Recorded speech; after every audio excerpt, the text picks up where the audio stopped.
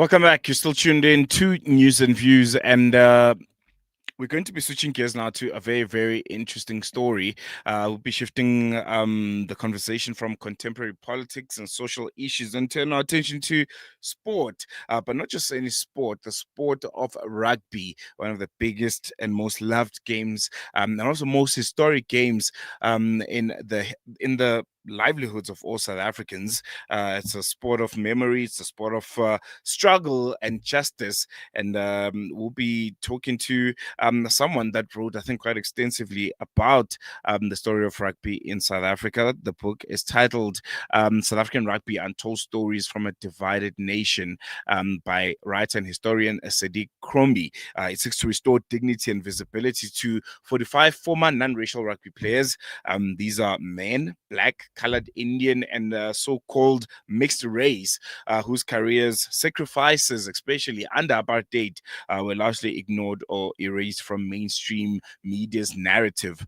Their stories shed light on, I think, a parallel kind of rugby tradition that survived decades of segregation and that ultimately made part of what we know and understand South African rugby to be, the way it is world renowned and the way that is lauded the world over. There are people that did really, really incredible work and sacrificed so much, even their lives at some point, for us to get to this point. And we'll be speaking to Sedick Crombie about what motivated him to write this book, what he discovered, and why now, in a democratic South Africa, it matters more than ever.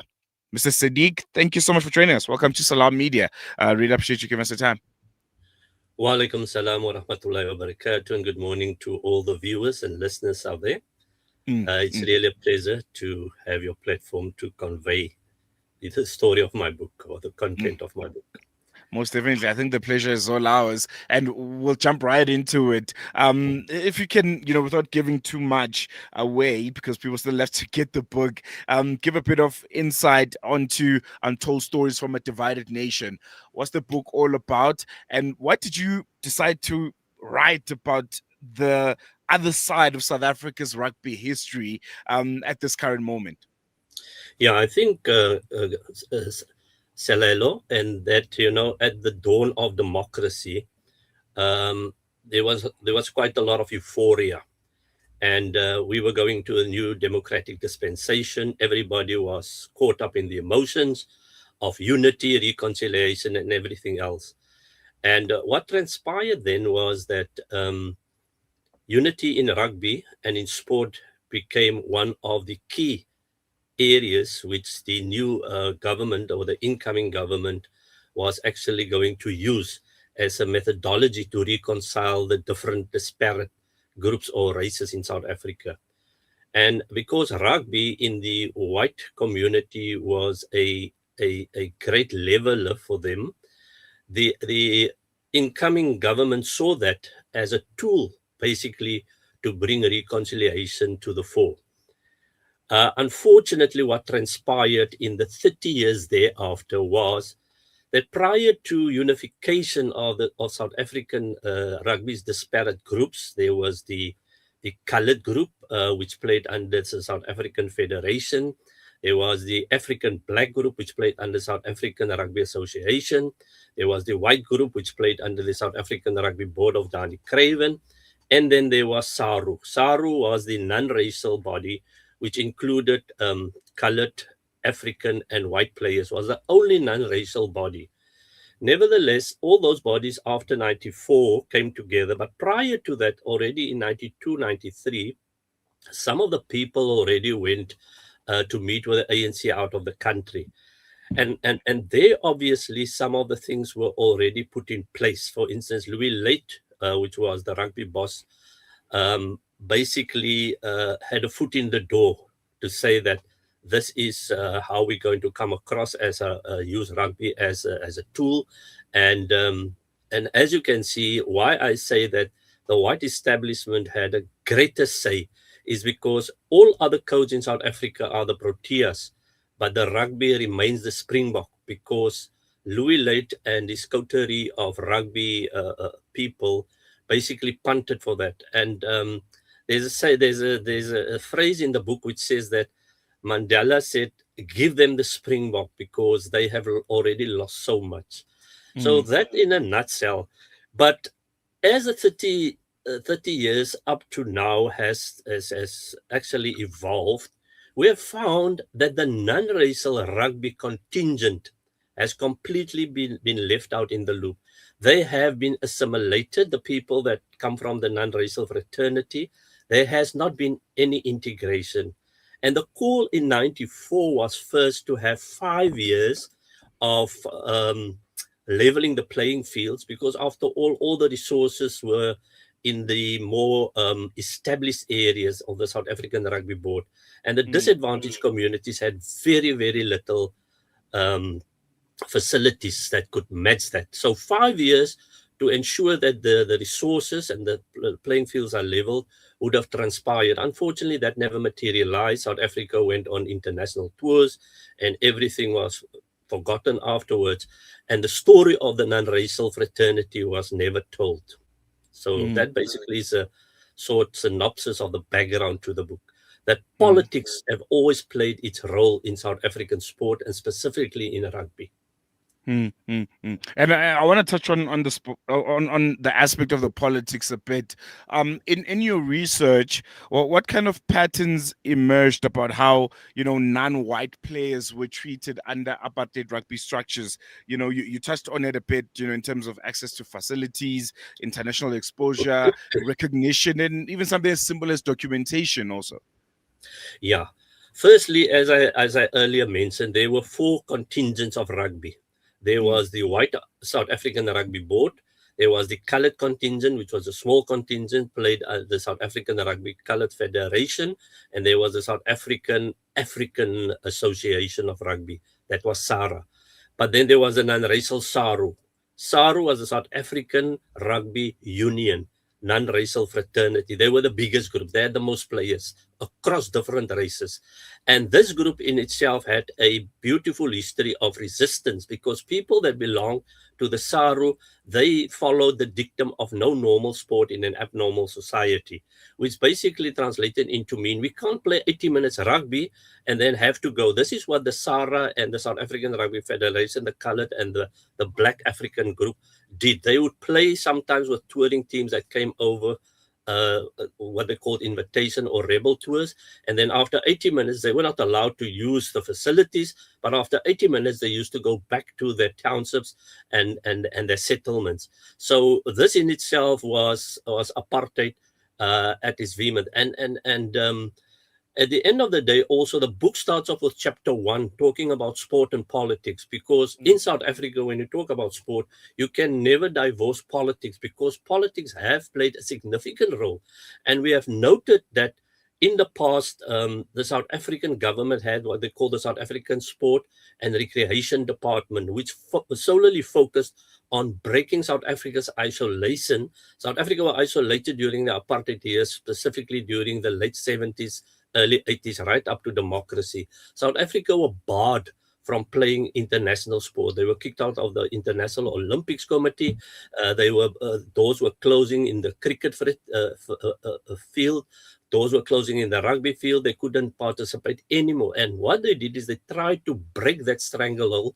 And people like Ali Bacher and Dr. Danny Craven, who was with the rugby, they worked with the Department of Sport and Recreation at the time to break the sport boycott. And what they did is they went behind the backs of established uh, um, organizations in those countries and basically canvassed those players and gave them um, humongous amounts of money to come and tour South Africa. They could not represent, for instance, New Zealand, Australia, England. They were called rebels, and those were mm, known as the rebel tours. And obviously, the Windies that were here, the Sri Lankans that were here.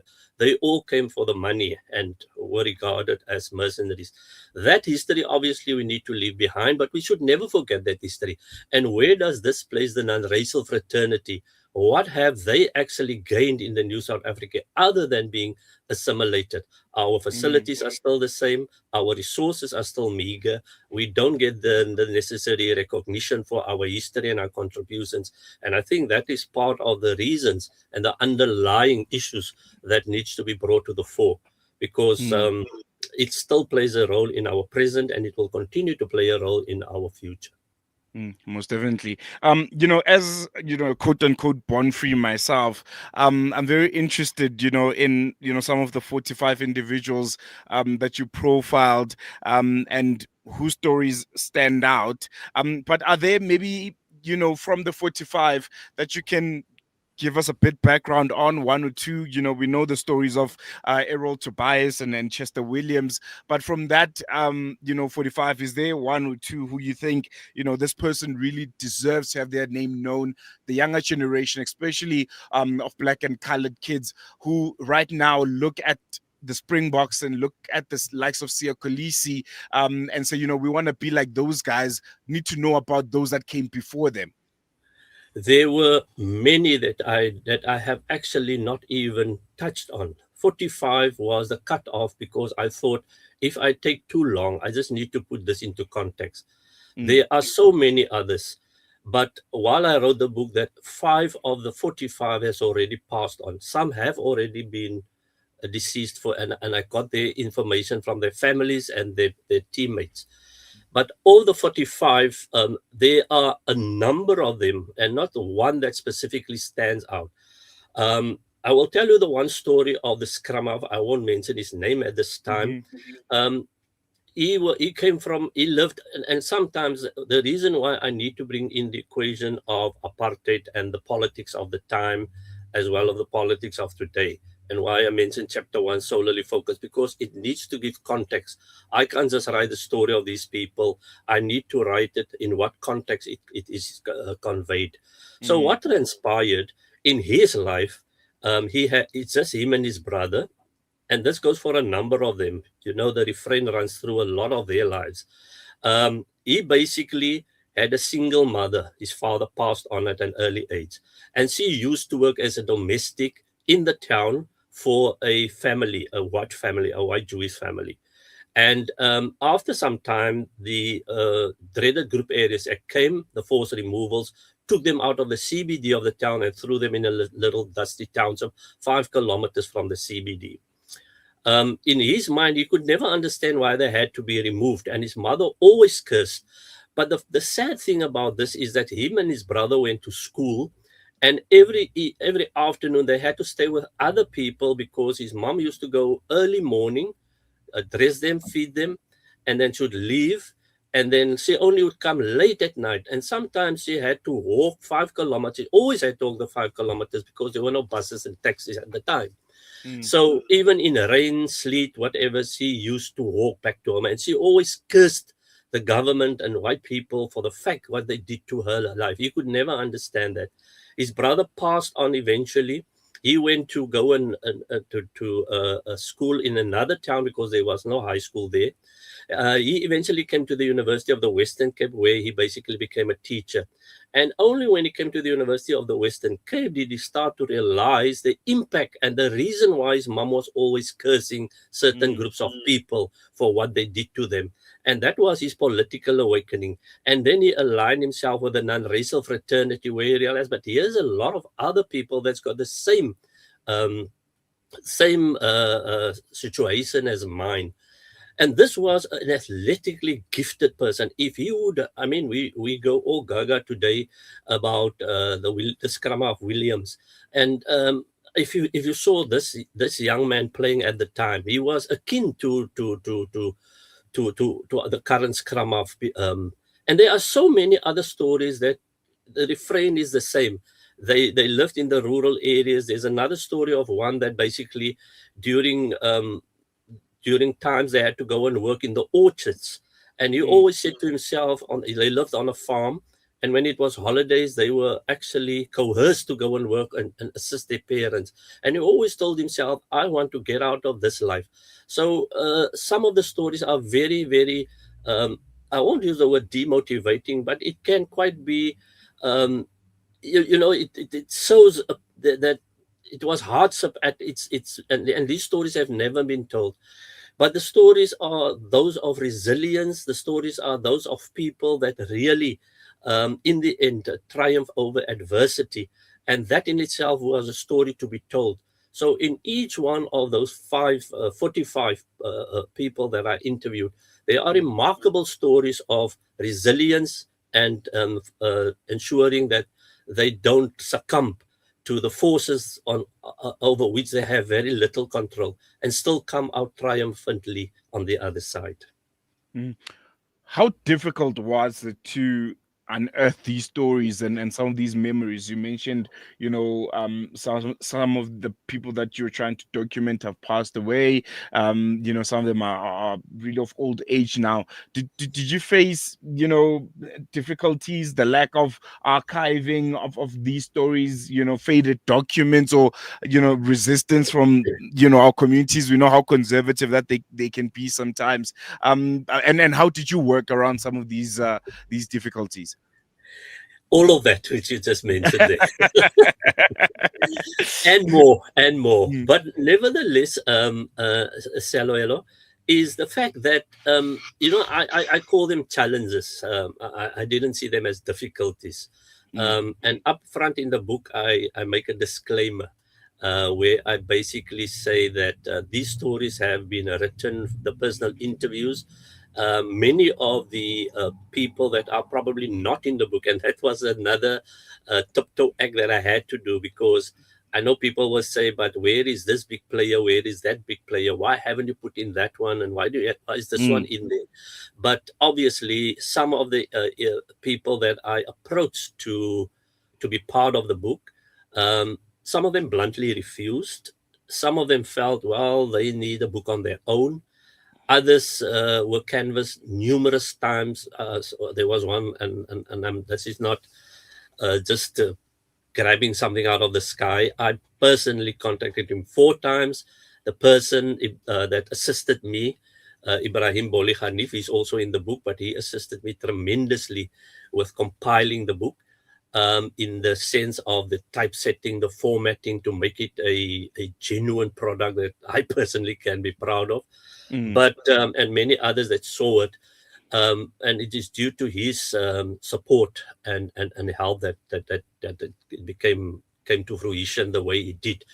But nevertheless, that was the challenges which I had. Obviously, the other challenge that one has is a lot of these people. Some of them are quite reticent. Some of them are mm. quite shy. They wouldn't want their story out there. And others say, but I'm not a talker. What am I going to talk about? I don't want to talk about myself. And then I would say, don't worry, man, we're going to sit there. But once I sit with them, they probably think that you're going to use very high convoluted language when you Mm, interview them.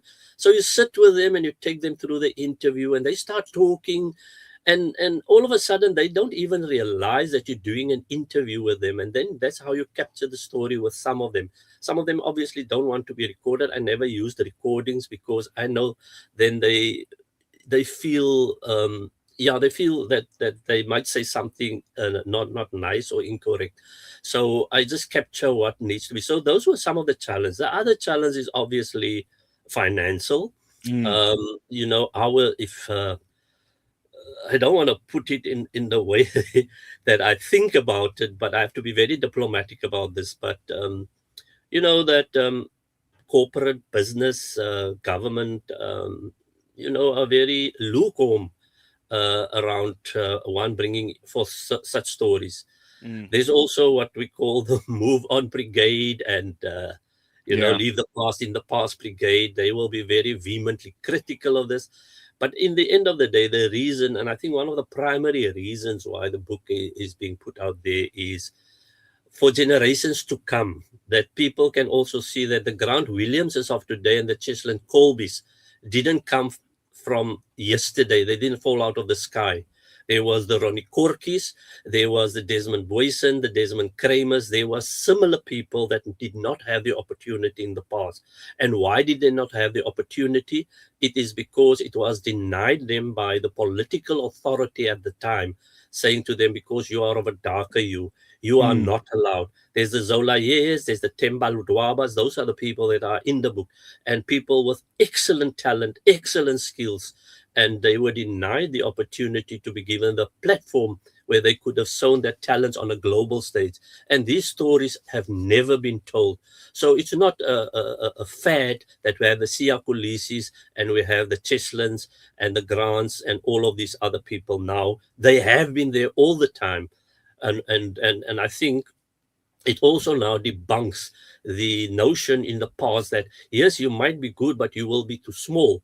You don't fit Mm, the physical features of being able to play or the capabilities to play on a national or a global stage. And that myth has now completely debunked.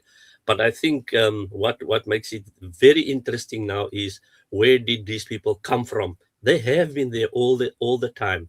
They've never been away. It is just that they haven't been seen. most definitely. Lastly, before I let you go, Sadiq, where can people find the book? How do they get in touch with you? I think it's a really, really incredible piece of work that you put together, and the story needs to be told. It needs to be out there. At the moment, the book is going to be launched at the University of the Western Cape on Monday, the 15th December at 4 o'clock in the Jakes Gerwel hall. That is the main hall on the university campus.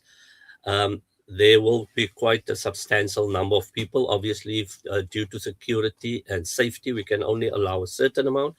A lot of people have indicated, confirmed they are coming. And once we have done that, then obviously I'm in discussion with some outlets. We haven't yet decided on who's going to host or to have the books on themselves, but that information we will be able to convey in due course. So as they say, watch this space. No, most definitely. And I think from my end personally, as someone that went to some of these schools where you have, stands and fields named after people that don't look like you, that don't sound like you, and you always feel out of place, especially in the sport of rugby. I think a piece of work like this, it needs to be out there. It needs to be told to, black and brown kids. Tell them, it didn't just start during the apartheid period. Rugby is your sport also as a person of color in this country. People that look and sound like you have contributed to the Springboks being the world class, world lauded, World Cup winning championship that it is today. And you need to be proud of that. You need to own it. And when someone dares to tell you that this is not your sport, it's not your people's game, take out Sedick Crom's book and say, look at this. Look at these names. Yeah. And they've made it, they've contributed. So on my end personally, thank you so much. And I hope it gets turned into a documentary. I think it'll be really, really awesome. Shukran, and thank you for that. I just want also to say, hello, that thank you for the opportunity that you afforded me to be, convey the book. It's not easy because it Yeah, might be I can a book that imagine. goes against the mainstream. Yeah, But in the end, I just want to quote Chinua Achebe, who says, "Until the lions have their own historians, the history of the hunt will continue to dude, favor the hunter." So until we definitely. tell our own stories, our stories are not going to be told. It will be a history, a footnote in history, but it is a beautiful history that needs to be narrated. There are so many stories out there, and we need to ensure that no matter how, as we say in Afrikaans here, skief and krom, we tell our Yeah, stories, how crooked it is, we must tell our stories. It can always be panel beaten in the end to be out there on the cells of so many households so that our people can also be proud of the contributions that we have made to the history of this country in all its facets. most definitely. Sedick Crombie, what a pleasure. Thank you so much for chatting to us, and Shukran. hope we chat again soon. Really appreciate it. Pleasure. And with that, we are going to take a quick break. When we come back, we'll be having our hashtag fired up feature after this.